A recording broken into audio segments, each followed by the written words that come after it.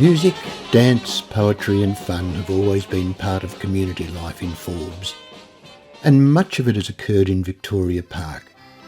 From jazz, folk and other concerts and festivals to just sitting down and playing or singing, and it does not matter what age you are, older or younger.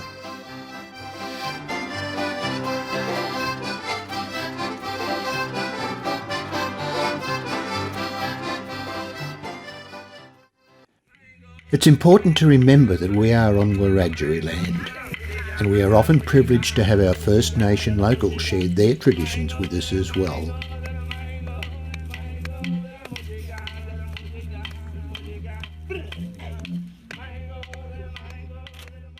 One of the most significant events in Victoria Park's festive calendar is Carols by Candlelight.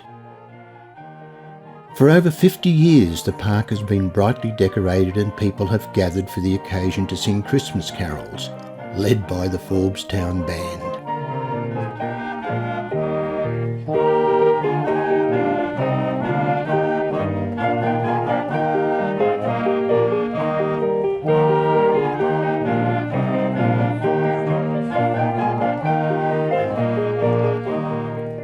A band rotunda has always been an important part of our park, starting with the so-called Pixie Rotunda, which was built in 1880.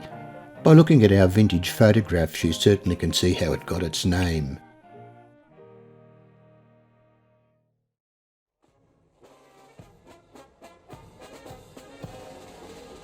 The Pixie Rotunda was replaced in 1926 by the present one, and it's a great vantage point for a glimpse of the park. A band rotunda is not much use without a band, and throughout its history Forbes has had many brass and concert bands. You will note that over the years the town band has changed from having mainly male musicians to now being a more balanced group. Victoria Square has been visited by many dignitaries, celebrities and interesting people. In 1994, the year that Forbes was Australia's tidiest town, Prince Charles planted a tree in the park. You will find both the tree and its plaque on the southern side of the park. Henry Lawson, our renowned Australian poet, had his birth registered in Forbes on the 17th of June 1867, and hereby hangs a tale.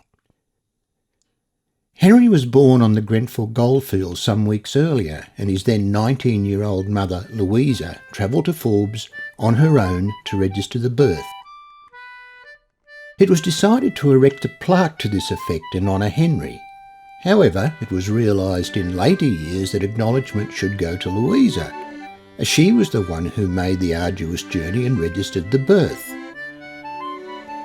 Louisa, a poet in her own right, had a hard life in the bush before going to Sydney and becoming a strong feminist and advocate for the vote for women. Louisa was also the publisher of her own magazine, Dawn, which was completely staffed by women. Louisa's plaque is on the eastern side of the park and is a monument to all our bush women. Let's just finish off with a couple of lines from Henry's poem, Lachlan Side.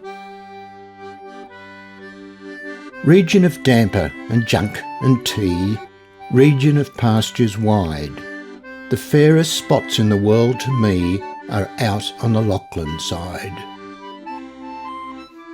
I'm off to the Lachlan side, where the bright lagoons are wide. I long for river and grass and tree, and someone dearer than all to me, far out on the Lachlan side.